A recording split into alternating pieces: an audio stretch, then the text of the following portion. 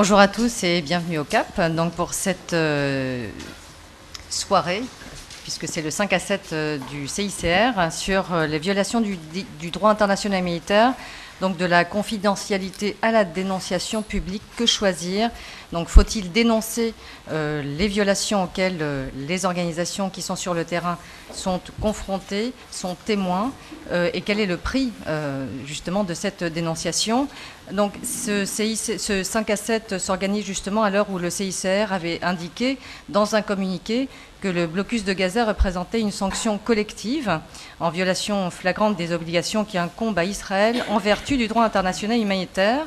Et donc le CICR demande instamment à Israël de mettre fin au bouclage et il appelle tous ceux qui peuvent influencer la situation, y compris le Hamas, à faire tout leur possible pour venir en aide à la population civile de Gaza.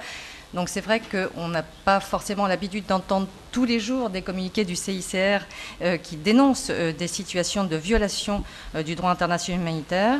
Alors je vous présente donc les intervenants pour parler de toutes ces questions. Béatrice Mejvan-Rogo, qui est chef des opérations Proche et Moyen-Orient du CICR à Genève. Benoît Miribel, président d'Action contre la faim. Et Jean-Marie Fardeau, qui est directeur en France de Human Rights Watch, donc ici à Paris.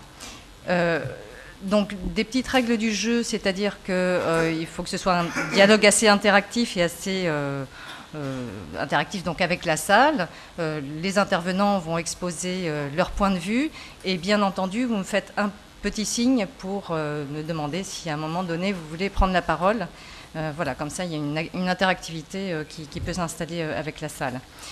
Donc effectivement, par rapport à ces violations flagrantes du droit international humanitaire, qu'est-ce qu'il faut faire? Est-ce qu'il faut témoigner? Est-ce qu'il faut se taire? Alors, est-ce qu'on peut effectivement garder le silence vis-à-vis du grand public, en tout cas, face à des violations flagrantes du droit international humanitaire?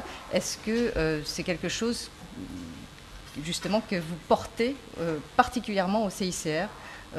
Béatrice Mejvan-Rogo. Merci. Oui, je crois qu'on peut décider de garder le silence. Cela ne veut pas dire qu'on le garde toujours et cela ne veut pas dire non plus que la confidentialité qui caractérise la manière de travailler du CICR est absolue et gratuite. Pour nous, la difficulté du choix entre parler au public, aux médias, et garder le silence au niveau public, ce qui ne veut pas dire qu'on ne parle pas avec les acteurs du conflit. Au contraire, ça veut dire qu'on protège ce dialogue bilatéral et confidentiel autant que faire se peut.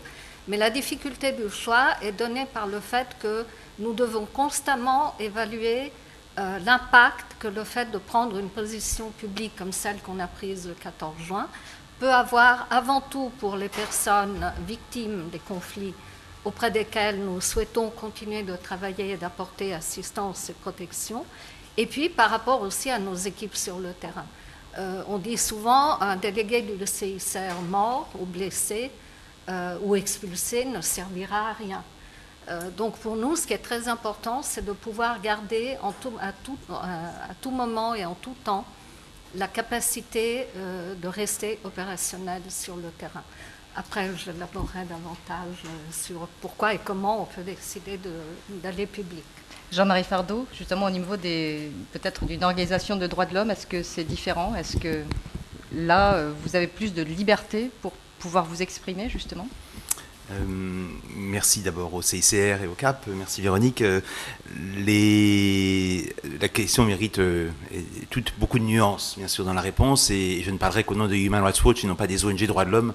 Chacune a son mandat, s'est dotée librement des objectifs qu'elle s'est donnés, et indépendamment des gouvernements, des institutions. Donc, à notre niveau, Human Rights Watch s'est vraiment constitué pour faire arrêter le plus vite possible des violations du DIH et pour prévenir de futures violations. On estime qu'en tant qu'organisation de défense des droits de l'homme, il est souvent très efficace de parler rapidement aux médias, au grand public, pour faire bouger les autorités du pays ou les autorités des pays qui peuvent avoir de l'influence sur la crise en question.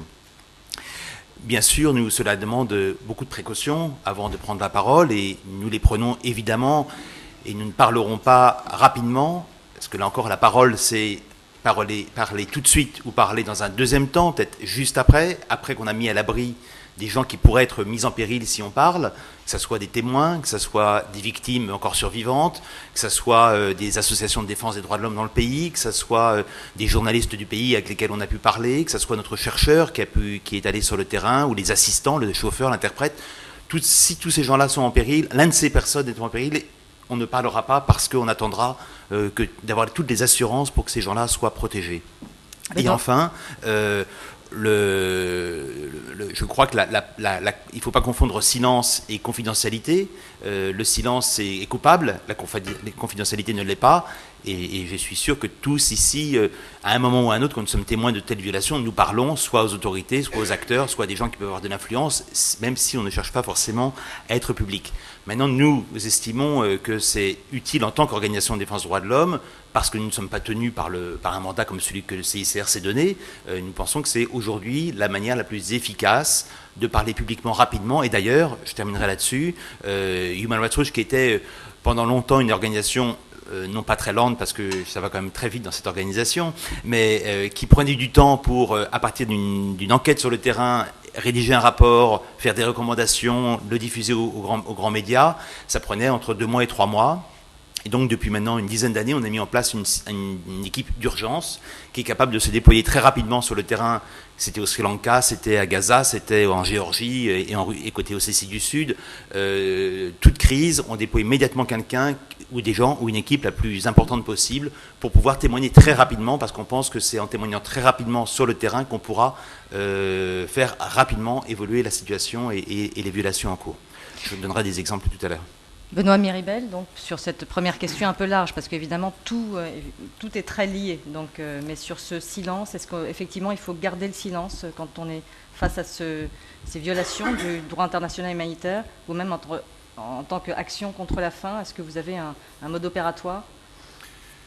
Il n'y a pas de mode opératoire précis, parce que la priorité des interventions de l'ACF se fait sur des populations qui ont des besoins en eau, assainissement, malnutrition, sécurité alimentaire.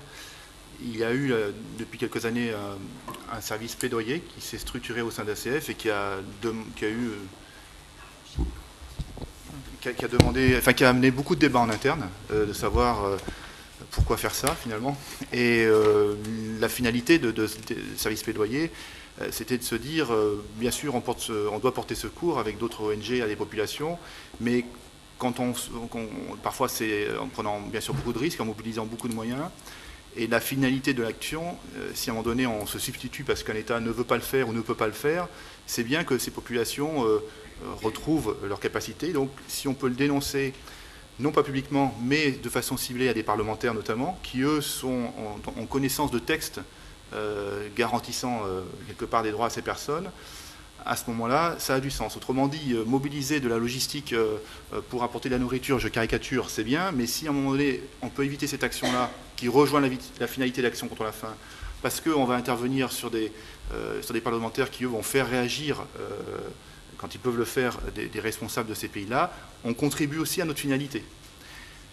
Donc, ça nous a amené à faire parfois des dossiers avec d'autres ONG. C'est pas simple. On a fait à l'époque de la Tchétchénie, il y a quelques années, des dossiers avec Handicap et Médecins du Monde, qui n'avaient pas vocation à être grand public, a été ciblés pour des parlementaires, donc européens et français, pour qu'ils aient connaissance de la situation, et non pas d'une situation, je dirais, politique, parce que ça, ils ont la formation, ou même droit de l'homme, parce que c'est autre chose, mais une connaissance par rapport à l'état des populations sur nos capacités, c'est-à-dire en eau, en malnutrition, sur les domaines pour lesquels nous sommes compétents.